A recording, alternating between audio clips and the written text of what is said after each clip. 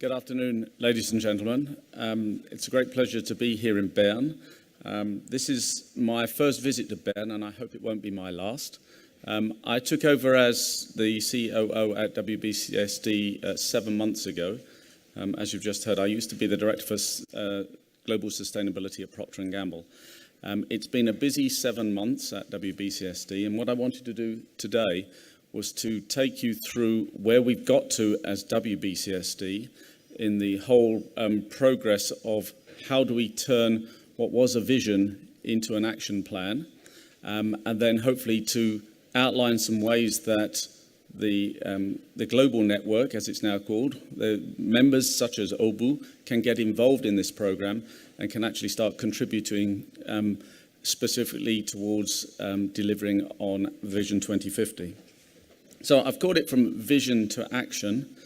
You heard in the introduction, vision by itself can be seen as daydreaming, but action just by itself is just passing the time of day. But if you put vision and action together, then you can really make some progress. So it all started with Vision 2050. I assume you've all seen this. This was a piece of work that was done 4 years ago, back in 2010, when a group of companies within the WBCSD got together to create a vision of what the world could look like and how we would like the world to look like in 2050. By 2050, we know that there will be 9+ billion people living on the planet.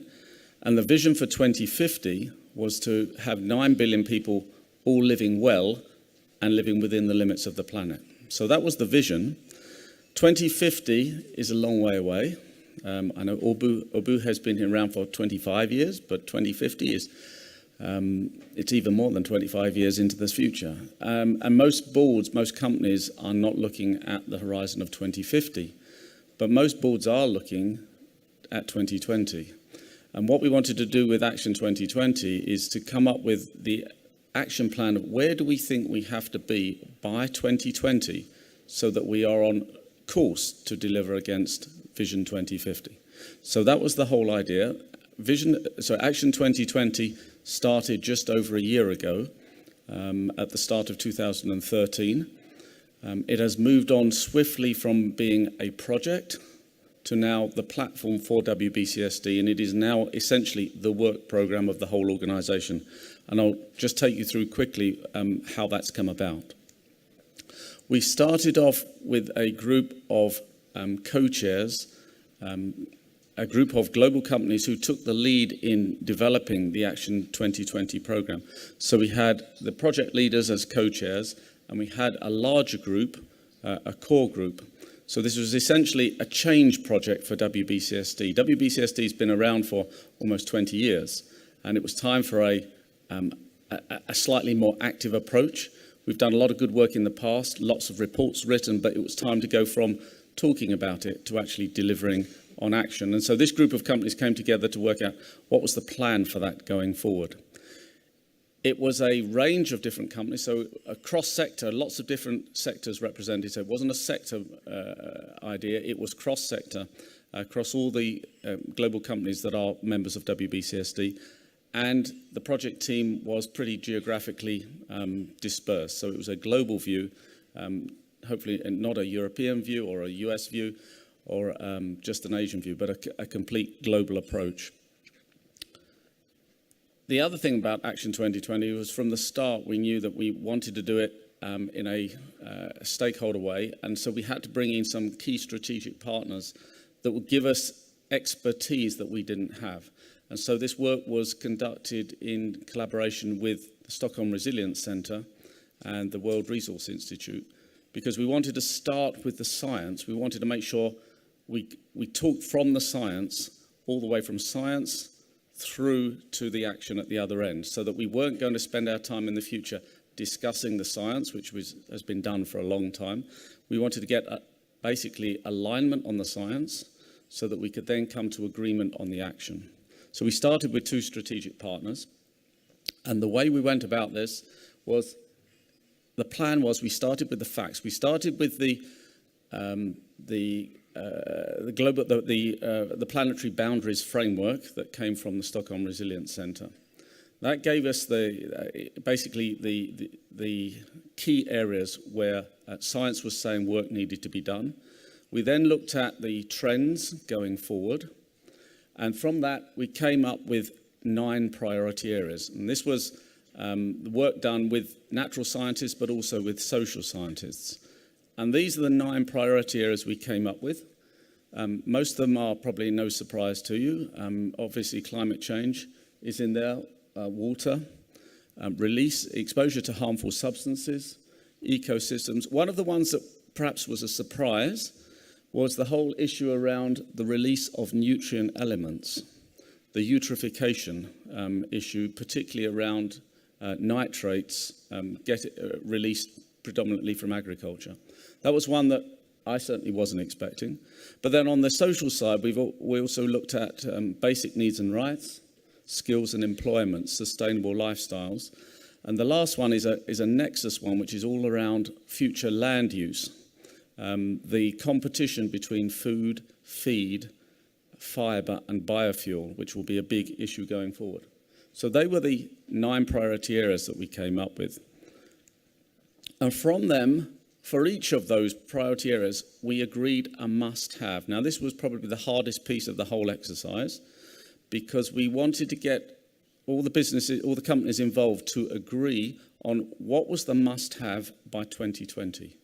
Where did we think society needed to be if we were on track to reach that goal for 2050, the vision for 2050? This was a bit like having a UN negotiating process. Virtually every word in the must-haves was discussed very, I'd say fiercely, but certainly discussed at length. But what we've got here now is that for each of those priority areas, we've got companies sat down and agreed of where they think society should be. So that sets the target for the work going forward. If we were agreed on where we want to get to, then it makes it a lot easier to get there. So each of the must-haves is a societal must-have, and we have to stress that. This is not what business is saying business alone can do. This is what we think society needs to get to. And clearly, we'll only get there if business and the rest of society, so governments and civil society, are working together on this. But at least we have that set of must-haves. The must-haves are pretty specific. I've just put one up here so you've got an idea of what we're talking about. The must-have for climate change basically accepts that we want to aim for no more than a 2-degree rise, and says that 3 things. One is we need to make sure that the over 1 billion people who don't have access to energy still get access to energy. Secondly, we accept that if we stand any chance to keep within 2 degrees, we have to stick to a carbon budget, a cumulative carbon budget of 1 trillion tonnes, and we're already halfway through that already. But with the 1 trillion tonnes will give us a 2/3 chance of staying within that 2 degrees rise. And thirdly, we have to start talking about adaptation and resilience. So 3 things all in that must-have. For each of the priority areas, we have a must-have that's as specific as this. And then from that, what are the business solutions that we can come up with that can help deliver against those must-haves? Now, what is a business solution? Well, each of those words is important. It's business. We are not talking about charity or philanthropy or anything of that sort. We're talking about these are value-creating projects that business wants to do that's good for business, but at the same time, they are solutions, i.e. they are contributing towards the delivery of the must-haves. And you can see the requirements of our business solutions. We've said they have to be impactful, scalable, measurable. They have to be replicable and beyond business as usual. But in the simple terms, to be a business solution, it's good for business and it's good for the planet. Just as an example of what one of the business solutions, what they look like, we've got a business solution under development that is looking at food loss and waste. And the aim there, I mean, as you probably know, almost half of all food that is actually produced never actually gets consumed. A lot of it is actually wasted in the production, distribution, or use phase. If we could actually reduce food loss and waste, we wouldn't need so much land to grow the food on in the first place. It's a very, in theory, a very simple way, but a very powerful way of going forward. So we've got a whole range of business solutions under development. How does this all fit in with the WBCSD strategy? The WBCSD strategy these days is very simple.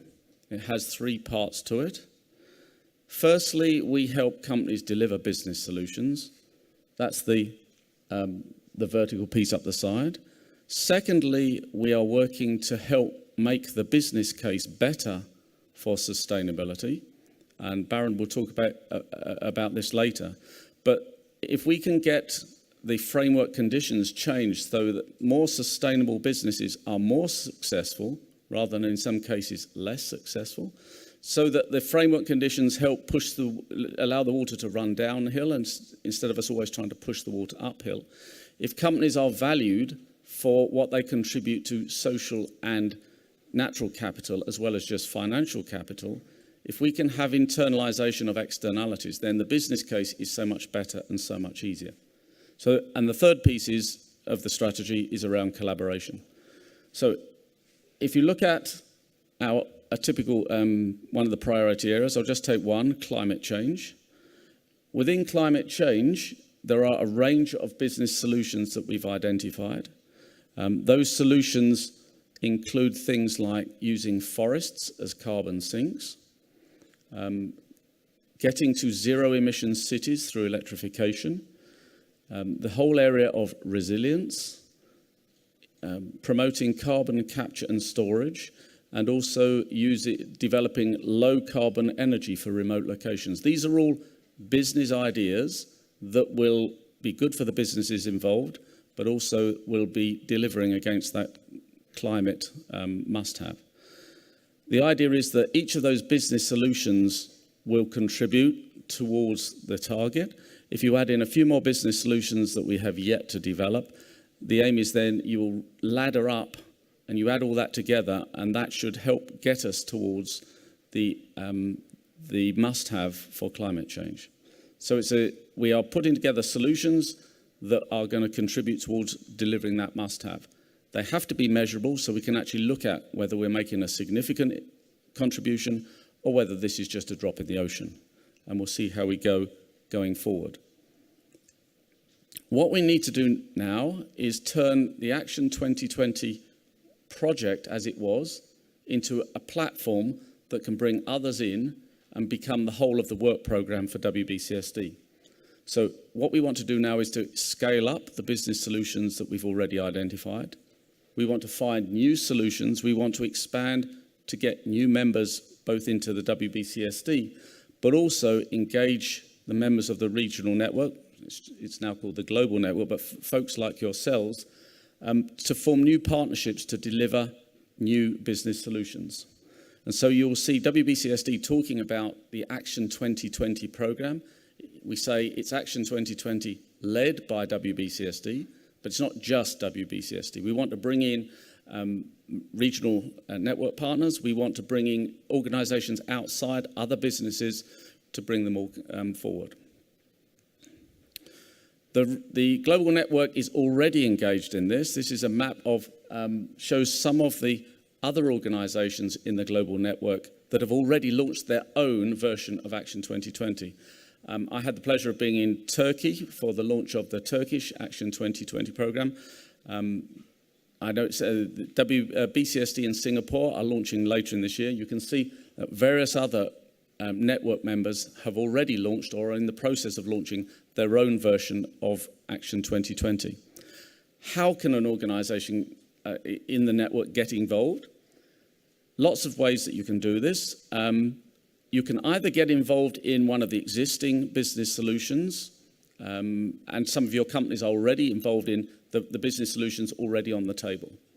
Secondly, you can take one of the global business solutions and turn it into a regional version. So take the idea, but then look at it in your own region.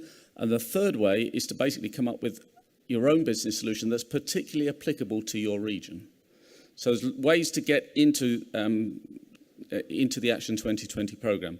An example of the last one, we're talking at the global level of using forests as carbon sinks.